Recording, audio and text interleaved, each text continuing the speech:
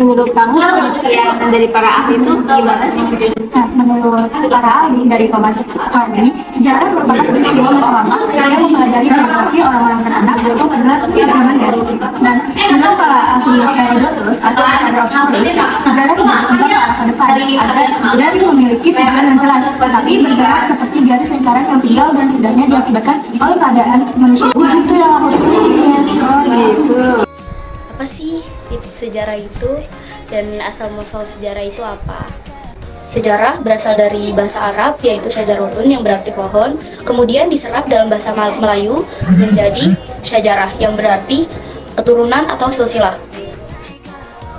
Sejarah kaitannya dengan asal-muasal suatu keturunan atau silsilah yang beranting dan bercabang yang kemudian bisa disesuaikan dengan makna syajarotun yang berarti pohon. Menurut kamu apa itu sejarah?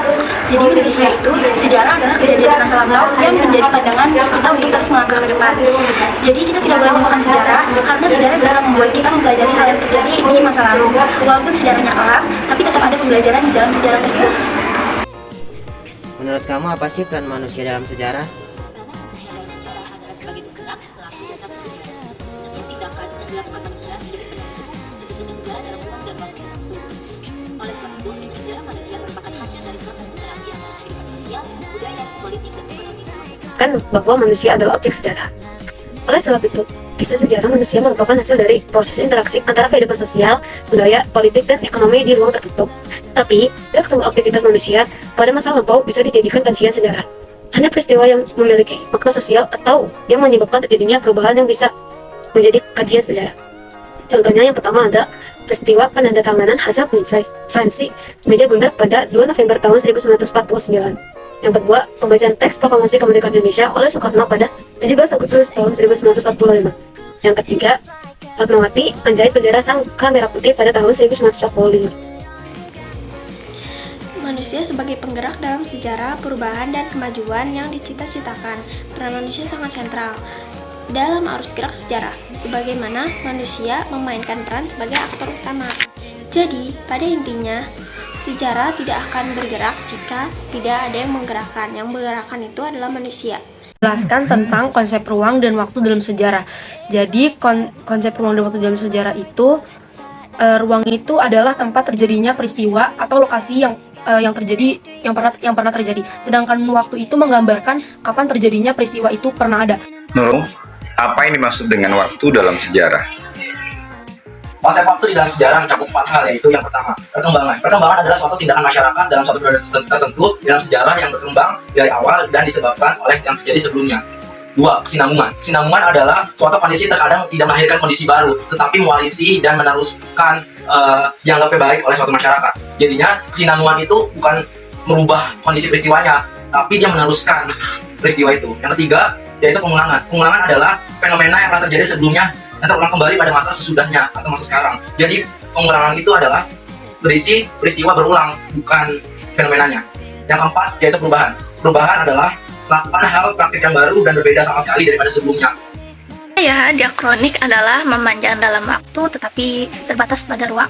Cara berpikir diakronik dalam sejarah adalah berpikir secara kronologis. Peristiwa ini disusun berdasarkan urutan waktu dari awal hingga akhir supaya tidak melompat-lompat dan berujung pada kekeliruan. Contoh penerapan konsep berpikir dalam diakronik adalah perkembangan Budi Utomo di Solo pada tahun 1908 hingga 1939.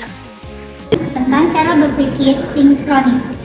Sinkronik adalah cara berpikir yang luas dalam ruang, tetapi terbatas pada waktu. Cara berpikir sinkronis berfokus pada aspek-aspek peristiwa seperti penyebab dampak, tokoh, tempat, dan lain-lain. Jadi sinkronik berusaha menceritakan kejadian secara lebih mendalam.